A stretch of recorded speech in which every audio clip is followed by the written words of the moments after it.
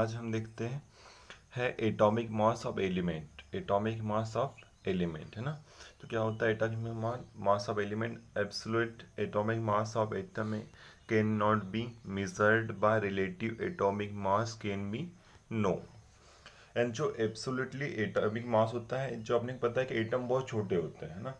अब इतने छोटे होते हैं कि उसको डिवाइडेड नहीं किया जा सकता है ना। एटम को हम क्या करते हैं, डिवाइडेड नहीं कर सकते। डिवाइडेड नहीं कर सकते उसको मतलब बांट नहीं सकते हैं, है ना। इतने छोटे होते हैं कभी कभी उसको हम देख भी नहीं सकते हैं। तो आपने पता है कि एटम को नैनोमीटर में मापा जाता है और इतने छोटे होते हैं कि उसको देख नहीं सकते। तो इसका मास निकालना बहुत बहुत है ना हार्ड होता है ना। हम इसको निकाल नहीं सकते हैं मास को, है ना। क्योंकि कोई भी चीज़ का मास निकालने के लिए उस चीज़ को हमको देखना बहुत ज़रूरी होता है। इसलिए इसको सिर्फ हम यानी किसी एक चीज़ का, जैसे मान लो कार्बन है ना। कार्बन का एटम मान लो 80 होता है ना। तो 80 होता है तो किसी भी एक एटम का उसका एटॉमिक मास फिक्स करना पड़ेगा और फिक्स के आधार पर हमको ये डिसाइड करना पड़ेगा कि कार्बन से एटम इतना छोटा होता है, कार्बन से एटम इतना बड़ा होता है। उस आधार पर हम इसको एटॉमिक मास निकाल सकते हैं। ठीक है। उसके बाद है मॉलिक्यूल्स। क्या है? मॉलिक्यूल्स, है ना। अपने को पता है कि जब एटम, इस एटम क्या होते हैं, कंबाइन होते हैं। एटम जब कंबाइन होंगे तब क्या बनाएंगे? मॉलिक्यूल्स, है ना। एटम के कंबाइन होंगे क्या बनाएंगे? मॉलिक्यूल्स। जैसे कि the smallest particle of compound which is able to extend exit independently. तो क्या होता है कि स्मॉलेस्ट पार्टिकल मतलब एटम, है ना। एटम मिलकर कंपाउंड बनाएंगे। कंपाउंड क्या होंगे? इंडिपेंडेंटली एग्जिट होंगे। इंडिपेंडेंट एग्जिट, तो मॉलिक्यूल्स हमेशा क्या होता है? इंडिपेंडेंटली एग्जिट होते हैं, है ना। एटम जब हमेशा याद रखना है कि एटम जब कंबाइन होंगे तो मॉलिक्यूल्स बनाते हैं। और सम एलिमेंट एग्जिट आर, जैसे diatomic molecule such as O2। Diatomic molecule यानी जिसमें जैसे O2 है तो उसको क्या बोलेंगे? डाएटॉमिक। O3 है तो इसको क्या बोलेंगे? ट्राएटॉमिक मॉलिक्यूल्स बोलेंगे। यानी इसमें थ्री थ्री यानी ट्राई, सेकेंड यानी डाई, है ना। तो ये क्या होता है? इंडिपेंडेंटली एग्जिट होते हैं। इसके बाद है एटॉमिक सिटी, है ना। ये जो इनको डाएटॉमिक और ट्राएटॉमिक बोलना, इसको क्या कहलाता है? Atomic city. एट क्या कहलाती है? Atomicity. तो it is the number of atoms is in a molecules और इन कंपाउंड। यानी नंबर ऑफ एटम के मॉलिक्यूल्स कंपाउंड में क्या कहलाते हैं? एटमी एटम एटमिसिटी कहलाते हैं। जैसे some element are mono atomic मतलब वन, है ना। Oxygen one. डाई एटॉमिक मतलब O2। ट्राई एटॉमिक मतलब O3, है ना। पॉली एटॉमिक O5, है ना। तो इस टाइप से एटमिसिटी कहलाती है। इसके बाद आता है कंपाउंड।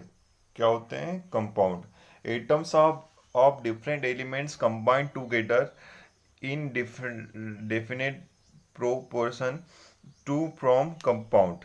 यानी एटम्स क्या हो, डिफरेंट एटम के डिफरेंट एलिमेंट जब कंबाइन होकर क्या बनाते हैं? एक डेफिनेट रेशियो में क्या बनाते हैं? कंपाउंड बनाते हैं, है ना। एटम के डिफरेंट डिफरेंट एलिमेंट, एटम के जैसे सी और ओ, है ना।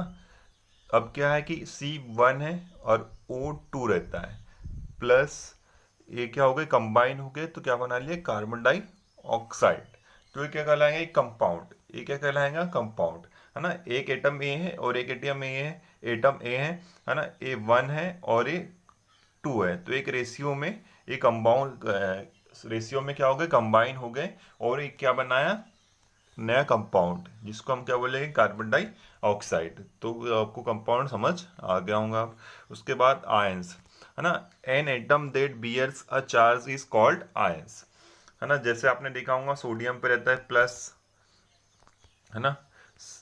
उसी टाइप से क्लोरीन पे माइनस, है ना। तो क्लोरीन पे माइनस, सोडियम पे प्लस, है ना। तो at emitter bear charge is called ion. जिस पे चार्ज होता है हम उस पे उसको क्या बोलते हैं? हम आयंस बोलते हैं, है ना। आयंस टू टाइप से होते हैं। एनायंस मतलब माइनस चार्ज, है ना।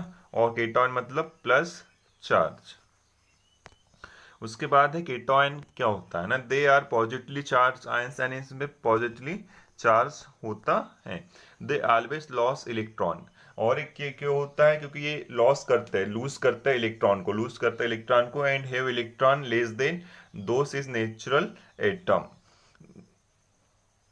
जैसे कि मान लो पॉजिटिव, कहीं पे पॉजिटिव एटम्स में 16 है और निगेटिव में कितने हैं, निगेटिव में भी 16 है, निगेटिव में भी 16 है।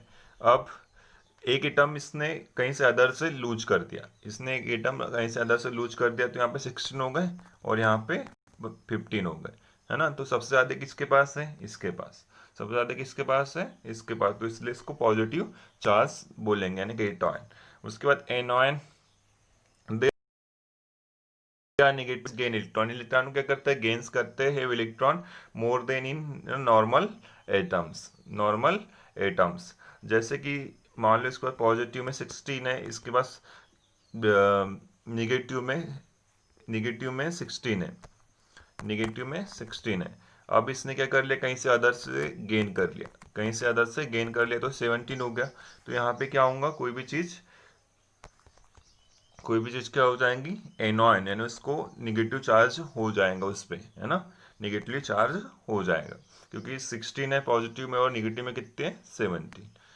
उसके बाद है वैलेंसी, है ना। वैलेंसी क्या होते हैं, it is the combined capacity of atom, an atom is depend upon valency electron, है ना। जैसे कि कंबाइंड कैपेसिटी ऑफ एटम, जैसे सोडियम पे रहता है, सोडियम पे क्या रहता है, पॉजिटिव, Na पॉजिटिव, तो यहाँ पे दिख रहा है पॉजिटिव, तो यहाँ कोई नंबर नहीं है, तो वहाँ पे हम क्या बोलेंगे कि सोडियम की वैलेंसी कितनी है, 1, सोडियम की वैलेंसी कितनी है, 1। उस टाइप से सल्फर, सल्फर पे मान के चलो यहाँ पे लिखा है -2, तो हम क्या बोलेंगे कि सल्फर की वैलेंसी -2 है ना। सल्फर की वैलेंसी कितनी है, -2। उसी तरह से फास्फोरस की P4 बोल सकते, P4 ऐसा है तो हम बोल सकते हैं फास्फोरस की वैलेंसी कितनी है, 4। ठीक है, तो ये हो गया, आगे का हम कल पढ़ेंगे।